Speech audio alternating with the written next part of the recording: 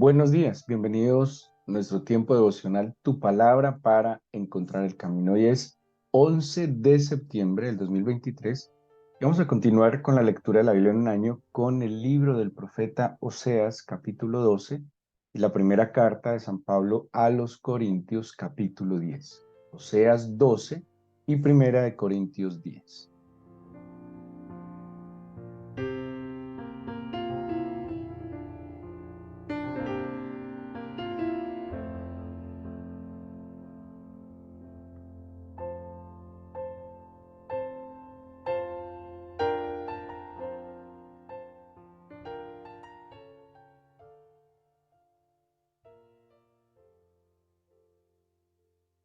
Estamos viendo en la lectura de nuestra Biblia en un año cómo el Señor Jesucristo es nuestra exhortación, haciendo referencia a aquella función que cumple un compañero, aquella función que cumple uno que camina al lado nuestro para apoyarnos, para animarnos, para motivarnos, para hacernos reconsiderar nuestro camino y poder redirigir nuestros pasos, poder corregir lo deficiente, como Pablo le dice a Tito.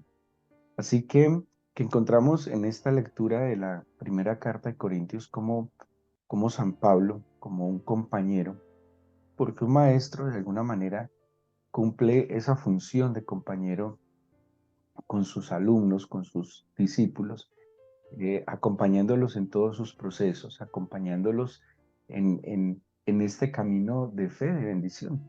Y por eso vemos a Pablo tratando muchos temas que también, pues ya lo sabemos, eh, son son respuestas a inquietudes o a quejas incluso que llegaron a oídos del apóstol Pablo en un cruce de cartas con la iglesia de Corinto. Eh, Trata muchos temas, trata temas que tienen que ver no solo con el funcionamiento de la iglesia como tal, sino con la vida de cada uno de los miembros de la iglesia de Corinto, procurando que en el conocimiento del Señor ellos puedan caminar de una manera que sea agradable delante de Él. Hay un afán en el maestro, hay un afán en aquel que guía, hay un afán en el pastor, y es poder orientar, dirigir, alimentar, cuidar aquellas ovejas que dice el mismo libro de los Hechos, que fueron ganadas con la sangre del cordero, que fueron rescatadas de las garras del lobo, del león, y que en su soberanía y en su misericordia el Señor coloca en un redil para que este compañero, pastor, eh, guía, maestro, les esté orientando. Así que Pablo, con muchas situaciones que están viviendo, amenazas, hemos hablado de amenazas que experimentaba la iglesia, estamos hablando también de debilidades que experimenta la iglesia, y Pablo, como buen compañero, está allí exhortándolos, ¿sí? O sea, acompañándoles, y esa compañía se evidencia entonces con estos cuidados, con estos llamados de atención, con estas motivaciones. Y el propósito de estas expresiones de Pablo no es otro, sino que vuelvan al camino, ¿sí? Que que no sigan perdidos, que no se desvíen más, sino que puedan caminar de manera o de la mano del Señor en rectitud y conforme a ese plan divino que el Señor tiene para nosotros. Así debemos asumir nosotros la escritura. Dice la misma escritura que la palabra del Señor es útil, y la palabra del Señor tiene utilidad, y tiene utilidad para, incluso lo menciona así, para motivar, para redarguir, para hacernos corregir nuestros malos caminos, para que volvamos a la senda, para que no nos perdamos. La palabra del Señor tiene esa utilidad, y nosotros cada día, cada mañana que tengamos la oportunidad de ir individualmente a la escritura, o de este espacio de meditar en la escritura como comunidad, en este devocional comunitario, pues entendamos que Pablo no solo, o no solo Pablo o los autores bíblicos, están refiriéndose a una situación puntual, como si se hubiera quedado estática en aquel momento de la historia, sino que en la dinámica que tiene la escritura, esto también es para nosotros hoy y ahora. Y ese es el sentido de esto, ¿sí? Nosotros no estamos estudiando simplemente hechos históricos o viendo, no sé, dichos sabios del pasado, sino que el mismo efecto, el mismo propósito, la misma intención que tuvieran estos escritores sagrados al momento de redactar o al momento de dictar o de transmitir estas verdades eternas, pues no eran solo para ellos en aquel momento puntual, sino que se convierten en una herramienta para cada uno de nosotros en cualquier tiempo. Es tanto así que les he comentado que estas cartas se copiaban y se llevaban a otras iglesias, se compartían. De allí es que las podemos tener en la Biblia, de allí es que podemos tener estos escritos como libro, como textos sagrados, porque no había otra manera, no había fotocopiadoras, no había imprentas, y la única manera era que a través de las copias escritas de manera manual, por eso se dice manuscritos, pudieran conservarse muchas de ellas y tenerlas nosotros. Así que si Pablo consideró en aquel momento, seguramente creemos así, guiado por el Espíritu del Señor, que estas cartas no eran de manera puntual y específica, solo en este caso a los Corintios, en un momento de su historia o de su vida, sino que incluso fue copiada y leída en otras iglesias, es porque esa es la dinámica o el dinamismo de la palabra del Señor. Así que qué bueno que nosotros cada que vayamos a la escritura, cada que tengamos la oportunidad de escuchar un mensaje bíblico, asumamos con toda humildad que esto es para nosotros aquí y ahora y que la palabra del Señor primero nos está edificando, y dice así Pablo, preparándonos para toda buena obra, pero también la palabra del Señor nos está perfeccionando, nos ayuda a crecer para madurez, pero también la palabra del Señor nos está advirtiendo, nos quiere preparar tal vez de cosas que van a suceder, que van a venir, de situaciones que van a afectar nuestras vidas. Así que asumámoslo de esa manera. Este mensaje es para cada uno de nosotros. Este mensaje es para cada uno de nosotros aquí, ahora, para este día, para el presente. Y cada que usted vaya a la escritura, no piense en nadie más que en usted mismo. Es para nosotros. Si fuera para otro, otro lo leería. Si fuera para otro, otro lo escucharía. Pero es para cada uno de nosotros y es una bendición y es una oportunidad enorme de ser guiados, pastoreados, alimentados, de ser guardados y cuidados como aquellas ovejas que tienen que tienen el pastor, y al tener ese pastor no andan alocaditas ni dispersas sin saber a dónde ir. La palabra del Señor es la voz aguda de nuestro pastor. La palabra del Señor es la voz que está puesta para guiarnos, para orientarnos, para frenarnos, pero también para impulsarnos. Tenemos entonces el capítulo 10.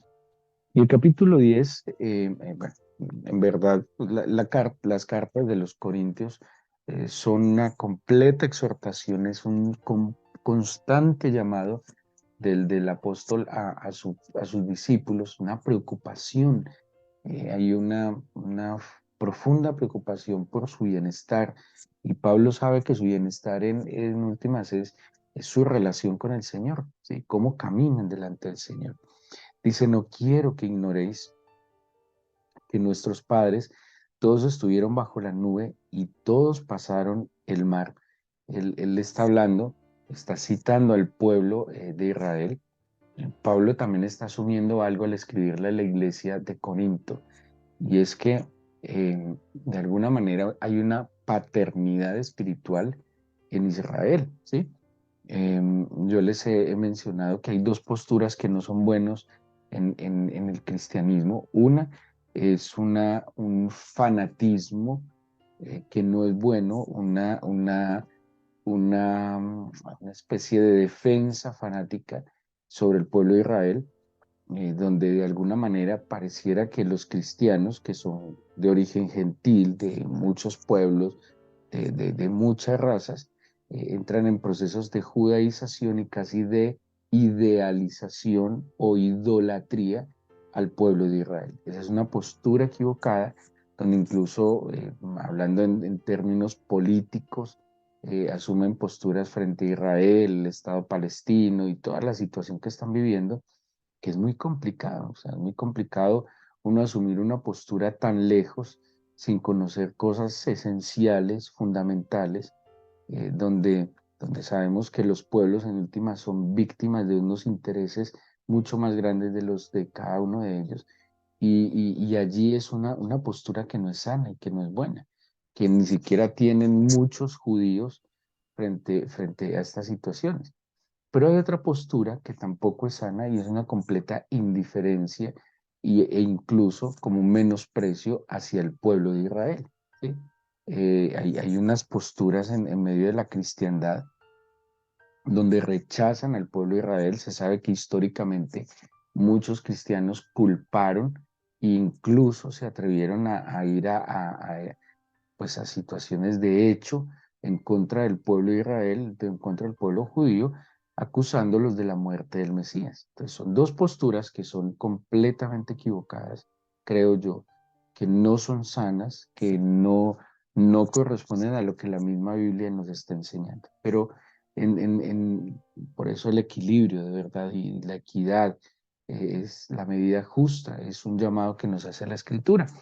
Y Pablo le está hablando a los corintios, que son un pueblo de origen gentil, pagano, una iglesia que pues, la mayoría podría decir no eran judíos, eran gentiles, y les está hablando del pueblo de Israel como su propio pueblo, como sus propios padres, a los ancestros del pueblo de Israel, asumiendo que pues aquí espiritualmente tenemos una historia común. ¿Sí? El Antiguo Testamento, aunque nosotros no seamos biológicamente de origen israelita, seguramente, no sé, algunos es posible, la mayoría pensaría que no somos descendientes de una de las tribus de Jacob, no somos descendientes de uno de estos patriarcas, pero Pablo sí advierte que tenemos una herencia espiritual que hemos recibido y por eso le menciona a los mismos corintios acerca de nuestros padres. ¿Sí? Cosa, cuando hablamos de Abraham, de Isaac, de Jacob, de las 12 tribus, de los ancianos de aquella época, de alguna manera sí son nuestros ancestros espirituales. Y eso es lo que hay que tener cierta distinción, ¿sí? No son nuestros ancestros biológicos, no tenemos ese gen humanamente hablando. Nosotros tenemos el gen divino, pues que por obra y gracia del Señor hemos recibido. Entonces, ¿qué les está advirtiendo? Dice, todos estuvieron bajo la nube, todos pasaron el mar, todos en Moisés fueron bautizados en la nube y en el mar, y todos comieron del mismo alimento espiritual, y todos bebieron la misma bebida espiritual, porque bebían de la roca espiritual que los seguía, y la roca era Cristo. Así que, pues menciona como lo que el pueblo de Israel vivió después de salir de Egipto, habla de provisión, de protección, de compañía. Dice, todos se beneficiaron, ¿sí? Todos vieron la gloria del Señor, todos vieron el mar abrirse en dos, todos vieron cómo descendía alimento del cielo, todos vieron cómo brotaba agua de la roca, o sea, todos experimentaron el favor, la misericordia, la bondad del Señor, todos. Pero dice, de los más de ellos no se agradó el Señor, por lo cual quedaron postrados en el desierto. Ahora, ¿por qué no se agradaron? Hay algo que en la Biblia, que seguramente ustedes han leído infinidad de veces, que dice que no es agradable delante del Señor. Entonces, y una de las cosas que más recalca la Biblia en lo que yo he encontrado, seguramente habrá más, pero en lo que yo he encontrado, es acerca de la fe. Desde el capítulo 10 del libro de Hebreos y el capítulo 11 van a encontrar en varios versículos acerca de que al Señor no le agrada que no tengamos fe. Dice, es más, dice el Hebreos 16, es imposible agradar a Dios si no tenemos fe. Esto ya son palabras mayores. Nos podemos parar en la cabeza, podemos hacer piruetas, todo lo que usted quiera. Pero si no tenemos fe, no hay manera de agradar al Señor. Es muy tenaz, porque incluso cuando uno mira en el libro de Apocalipsis, en las advertencias que está haciendo el Señor a las iglesias, una de los, o entre los reclamos que le hace es que no agradan al Señor y no agradan al Señor. Uno, por ciertas obras que implicarían la fe. Yo no puedo hacer las cosas sin fe. Sin fe no puedo hacer las cosas en el primer amor. Cuando le reclama el Señor a la iglesia de Éfeso, has dejado tu primer amor. ¿Por qué has dejado tu primer amor? Porque te has apartado de la fe. Y si yo no tengo fe, no puedo agradar al Señor. ¿Qué le pasó al pueblo de Israel en el desierto? No agradó a Dios. ¿Por qué no agradó a Dios? Porque no creyó. El que cree obedece. Creyó Abraham a Dios y le fue contado por justicia. Y esa fe de Abraham, ¿a qué lo llevó? A salir de su parentela, a dejar a su padre, dejar su ciudad e ir al lugar donde el Señor le indicó. O sea, si yo tengo fe, y además dice Santiago, muéstrame tu fe por medio de tus obras. Entonces, aquí menciona, todos estuvieron en el desierto y todos disfrutaron la bendición, pero hubo unos, dice, de los más, tristemente la mayoría, no disfrutaron todo ese plan divino a causa de la falta de fe. ¿Y qué está advirtiendo Pablo? No quiero que ignoren esto. No quiero que ignoren que a pesar de que había sido un pueblo elegido a causa de la falta de fe, no fue agradable delante del Señor. ¿Y qué les pasó?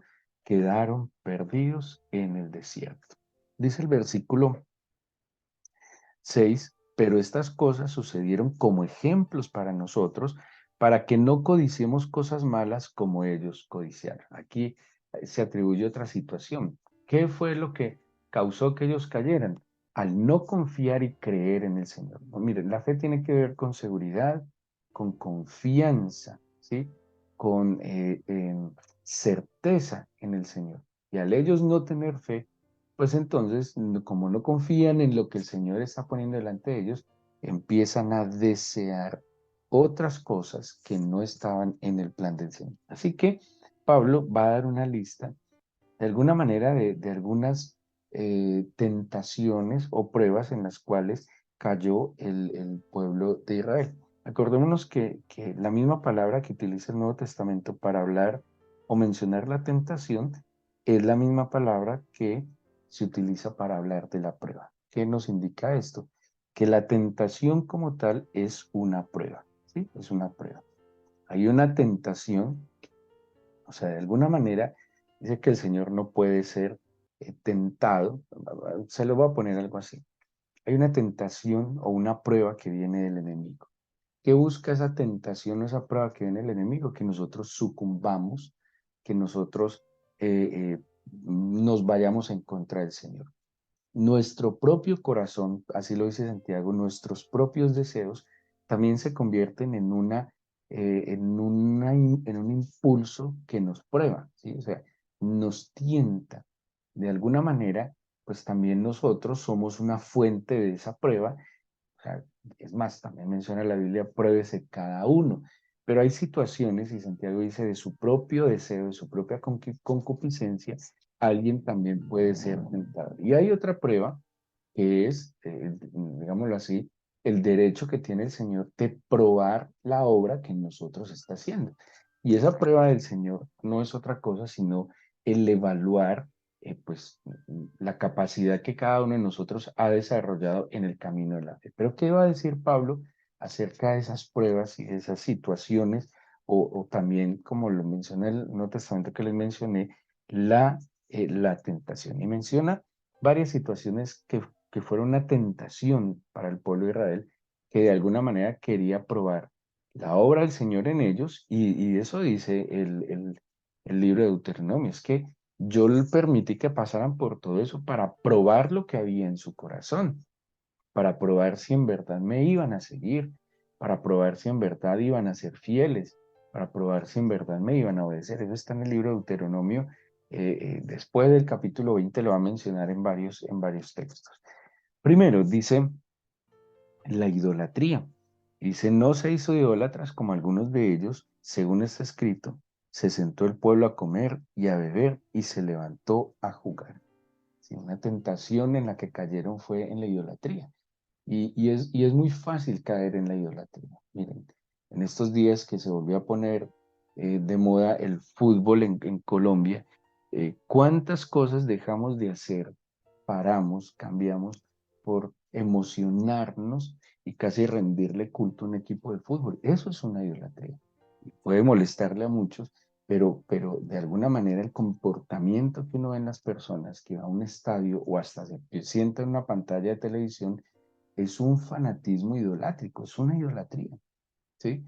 Entre otras cosas, hay cristianos que dicen, no, yo no soy idólatra, el Señor es mi único Dios, pero mire sus comportamientos, actitudes frente a una situación como un juego, un equipo, unas personas muy referentes, ¿sí? Hay idolatría del trabajo, hay personas que simplemente le dan prioridad a su trabajo y eso es todo en su vida. El dinero, él se convierte también en un ídolo falso, en tantas cosas.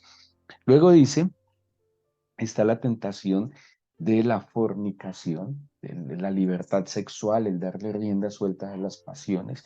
Advierte, dice, no forniquemos como algunos de ellos fornicaron y cayeron en un día como 23,000. Pero también habla, no caigamos en la tentación de tentar al Señor, como también algunos de ellos le tentaron y perecieron por la serpiente. Yo he entendido el tentar al Señor de alguna manera desafiarlo conforme a su palabra. ¿Qué es una tentación al Señor? Ay, me va a tirar de este edificio, que el Señor enviará ángeles que sobre sus alas me sostengan, ¿sí? O sea, yo no puedo pretender salirme del parámetro y esperar que el Señor me proteja o me bendiga. Y nosotros, cuando tomamos decisiones sin contar con el Señor, sin consultar al Señor, sin poner delante del Señor nuestros planes, de alguna manera tentamos al Señor, que no tentemos al Señor, no pongamos a prueba su bendición, es algo así, como no pretendamos poner a prueba sus palabras, ¿sí? No pretendamos poner a prueba sus promesas, no creamos y obedezcamos lo que Él ha planteado, pero no pretendamos, nosotros no somos quienes para pretender probar al Señor. Pero dice además, no caigamos en la tentación de la murmuración, versículo 10, como algunos de ellos murmuraron y perecieron para destrucción. Dice el versículo 11, y estas cosas les acontecieron como ejemplo y están escritas para amonestarnos, ¿sí? Llamar nuestra atención, dice, a quienes han alcanzado los fines de los siglos. Así que el que piensa estar firme, mire que no caiga. Toda esta advertencia que está haciendo Pablo acá es una advertencia al exceso de confianza. Y ese es un error muy común que comete el cristiano. Mire, cuando el cristiano tiene una experiencia espiritual profunda, fuerte, cree que alcanza el cielo con las manos. No sé, por un retiro espiritual, una vigilia, un tiempo de ayuno, un seminario, bueno, tantas cosas que se pueden hacer en el ministerio. Entonces, cuando se siente fortalecido espiritualmente, al otro día afloja. Ay, no, oré todo el fin de semana, me va a dar vacaciones espirituales. No hay cosa más ridícula y cosa más tonta de un llamado creyente que se pretenda dar vacaciones espirituales. Eso es jugar con la vida, ¿sí? Y algunos cristianos se dan vacaciones espirituales. No deberían, o sea, realmente no existen vacaciones espirituales. Es que dar vacaciones espirituales es como si usted dijera, "Ay, le voy a dar vacaciones a la alimentación. Voy a dejar de alimentarme, como todos los días y como 10 veces al día, estoy cansado, entonces voy a dejar de comer una semana. Deje de comer una semana. ¿Cómo se debilita? ¿Cuántas cosas pueden pasar? Así que no existe la manera de bajar la guardia. Esta es la advertencia. El exceso de confianza es una de las principales fuentes por las cuales un creyente puede caer. Mire lo que Pablo está haciendo. Está advirtiendo unas pruebas que pueden venir. Y dice, no tenga exceso de confianza. Si usted cree que está muy seguro, ojo, mire que no caiga.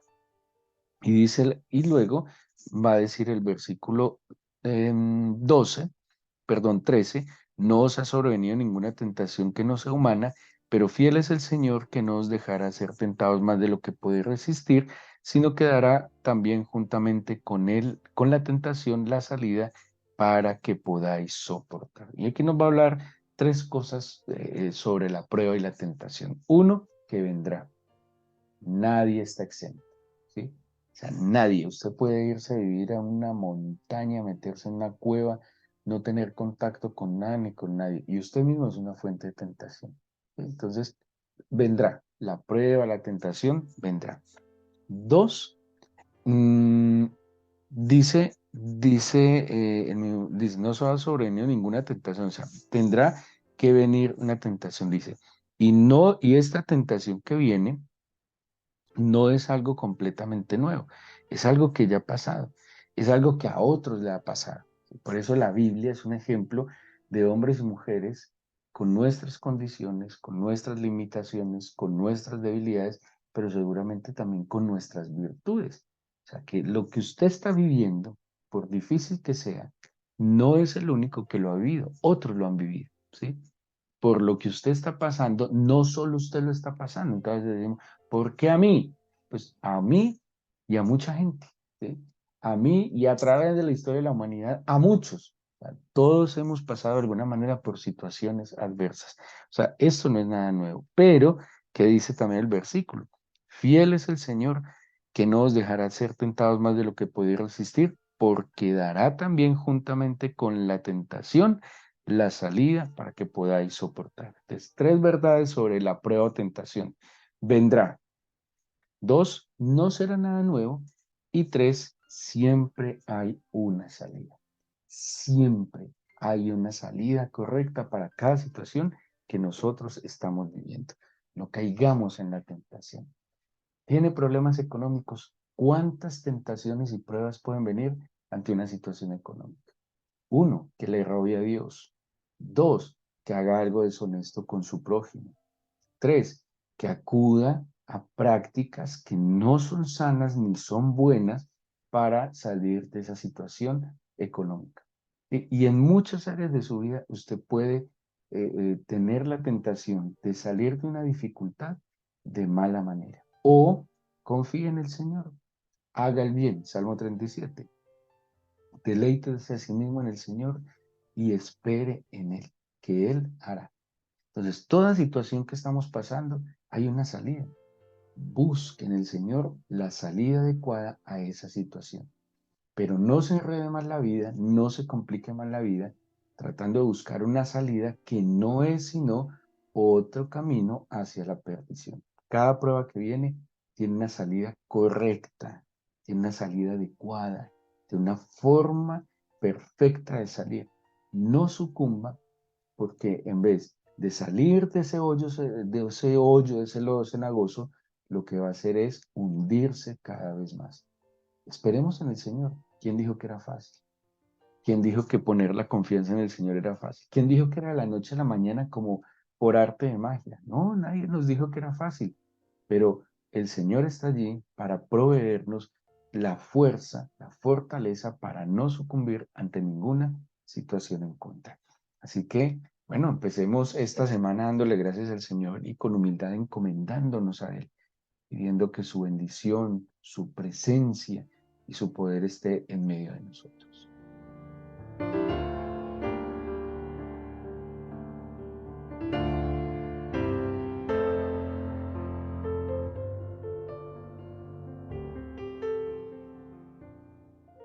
Sea cual sea la situación por la que esté pasando, de prueba, de tentación, una situación que le demanda tomar una decisión, tomar un camino. Pídale al Señor con humildad que le dé la salida correcta, que le perdone si ha caído o ha sucumbido en algún momento en lo que menciona Pablo, idolatría, fornicación, ha tentado al Señor, ha murmurado. Pues pidámosle perdón, pero digámosle que nos permita hallar la salida correcta a cada situación. Que las decisiones que tengamos que tomar sean las que nos acerquen a su perfecta, agradable voluntad y no que nos alejen de Él. Hay muchas formas de superar las situaciones, pero hay una sola forma correcta, verdadera y justa, y es la que el Señor plantea delante de nosotros, que no es tan fácil, lastimosamente no es tan fácil, pero no es imposible, porque tú nos has dado tu espíritu para que seamos iluminados y para que tomemos el camino correcto en cada decisión que debemos tomar. Te pido, Señor, con humildad, que respaldes, bendigas y te manifiestes de una manera sobrenatural cuando cada uno de tus hijos encuentre el camino correcto. Danos la certeza de que hemos tomado la decisión correcta. Danos la certeza de que ese era el camino que debíamos emprender y no otro que nos estaba probando o tentando apartarnos de tus planes y propósitos. Guíanos en esta nueva semana, acompáñanos, no nos dejes ni un solo instante. Experimentemos la presencia y la compañía del Paráclitos, del compañero que nos está motivando, que nos está guiando y fortaleciendo en cada paso y decisión que tomamos. Que tu bendición esté sobre nosotros. Te lo pedimos en el nombre de Jesús, amado Padre. Amén.